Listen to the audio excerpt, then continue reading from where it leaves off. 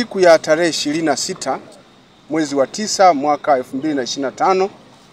Hii ilikuwa ni majira ya saa 2 za usiku huko katika mtaa wa Igelegele katika kata ya Maina wilayani Nyamagana. Siku hiyo na muda huo nilioutaja, wananchi waliweza kuwakamata watuhumiwa wawili kwa tuhuma za wizi wa pikipiki, tuhuma za uvunjaji wa nyumba wakati wa usiku na wakati wa mchana, na kuiba mali mbalimbali za watu. Watuhumiwa hao waliokamatwa na kuanza kuhojiwa kwa tuhuma hizo, majina yao ni kama ifuatavyo. Wa kwanza alitambuliwa kuwa ni Omari Hamisi Shaban, ambaye kabila lake ni Mnyamwezi. Ni kijana ambaye umri wake unakadiriwa kuwa miaka 24 na alijitambulisha kuwa ni mkazi wa Igelegele. Kazi yake alijitambulisha kuwa ni mkulima. Wa pili alitambuliwa kuwa ni Saidi Jumanne Bundala, ambaye kabila lake ni Mnyamwezi pia, umri wake ni miaka 35.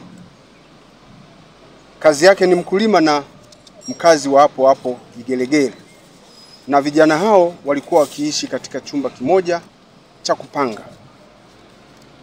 Watuhumiwa hao walikamatwa pamoja na wananchi, walikamatwa pia na viongozi wa eneo hilo la Igelegele ambao ni mtendaji wa mtaa wa Igelegele na mwenyekiti wa mtaa.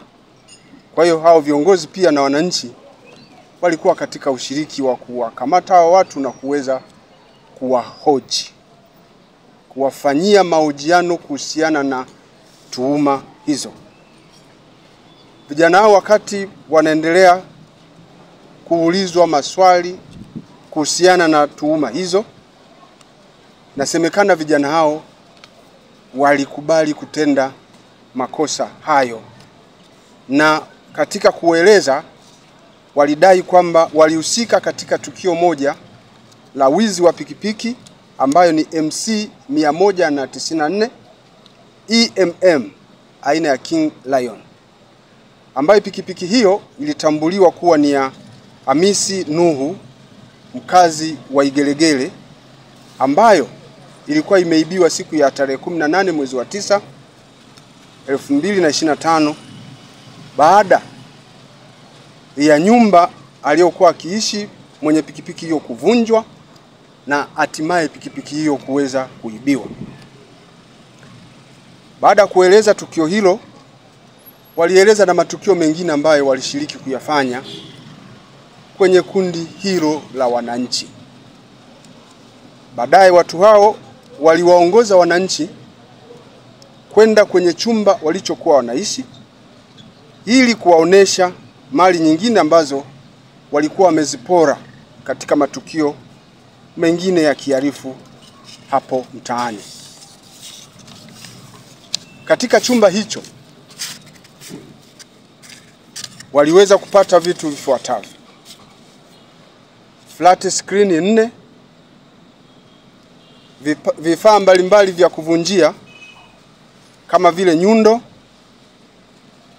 msumeno, lakini pia aliweza kukutwa wakiwa na funguo malaya 2, funguo za kufungulia makufuli na milango tofauti tofauti 2, na funguo nyingine mbalimbali ambazo za kufungulia mageti na milango tofauti tofauti ziko funguo 70. Lakini walikutwa na kifaa maalum cha umeme ambacho walidai kukitumia katika kuvunjia milango na madirisha. Lakini waliweza kukutwa na mtalimbo mmoja. Pia walipatikana na makufuli 8 ambayo tayari alikuwa ameshavunjwa na spana mbalimbali 12. Baada ya kupatikana kwa vitu hivyo, ndipo wananchi wenye hasira kali walianza kuwashambulia watuhumiwa kwa kutumia silaha mbalimbali za jadi, ambazo silaha hizo walizitumia kuwashambulia vijana hao sehemu mbalimbali katika miili yao. viongozi waliokuwa kwenye eneo hilo baada ya kuona tafulani hilo walijaribu kulizuia kundi hilo la vijana ambao walikuwa na hasira wasiwashambulie wale wahalifu ambao walikuwa wanaendelea kuonyesha mali za wizi, lakini viongozi hao hawakuweza kwa sababu tayari watu walikuwa na hasira kali. Watu hao wenye hasira walizidi kuwashambulia vijana hao ambao ilipelekea vijana hao kupata majeraha makubwa sehemu mbalimbali za miili yao ikiwepo kichwani pia. Baada ya vurugu hizo au wakati vurugu hizo zikiendelea, viongozi walifanikiwa kupiga simu kwa jeshi la polisi na askari wetu wa jeshi la polisi walifika katika eneo hilo baada ya kupokea taarifa kwa njia ya simu kutoka kwa viongozi hao.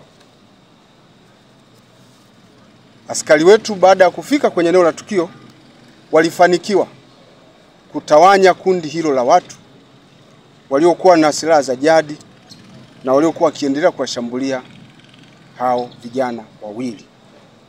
Kundi hilo liliweza kutawanyika na jeshi la polisi waliweza kuwachukua vijana hao ambao hata hivyo walikuwa wamejeruhiwa vibaya katika miili yao. Waliwachukua na kuwapeleka kwa ajili ya matibabu. Majeruhi hao walikimbizwa katika hospitali ya Bugando kwa ajili ya matibabu zaidi. Siku hiyo hiyo usiku, jitihada za madaktari zikiendelea, jeshi la polisi tulipokea taarifa kwamba vijana hao wawili ilikuwa bahati mbaya wamepoteza maisha.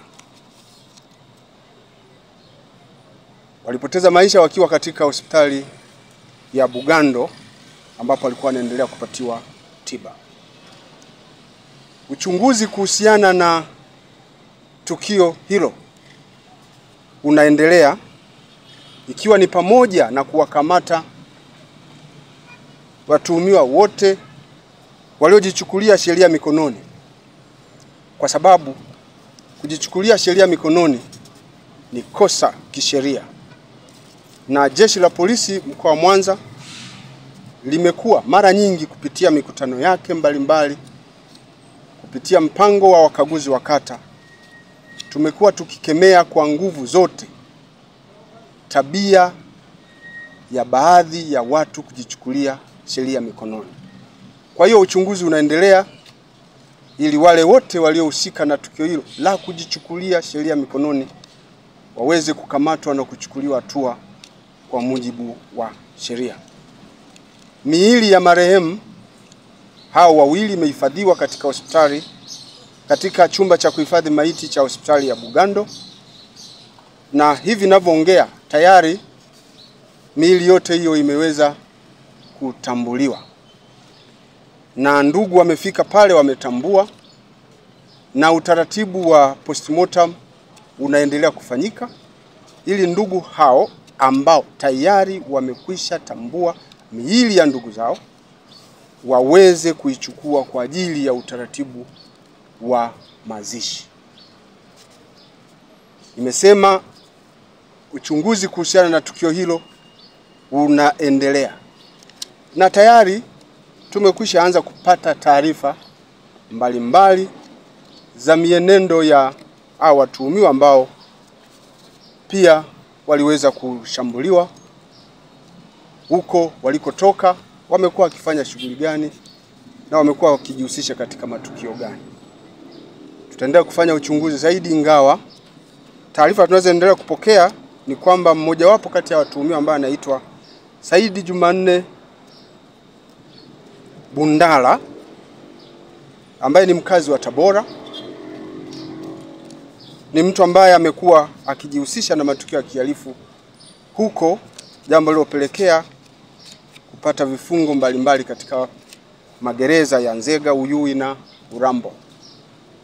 Hata hivyo tunaendelea kufuatilia, na pamoja na haya yote bado swala la kujichukulia sheria mikononi kamwe aliruhusiwi na ndio maana jeshi la polisi litahakikisha kwamba wale wote waliojichukulia sheria mikononi wanakamatwa na kuwajibishwa kwa mujibu wa sheria. Usisahau kusubscribe, like na kubonyeza alama ya kengele. Asante.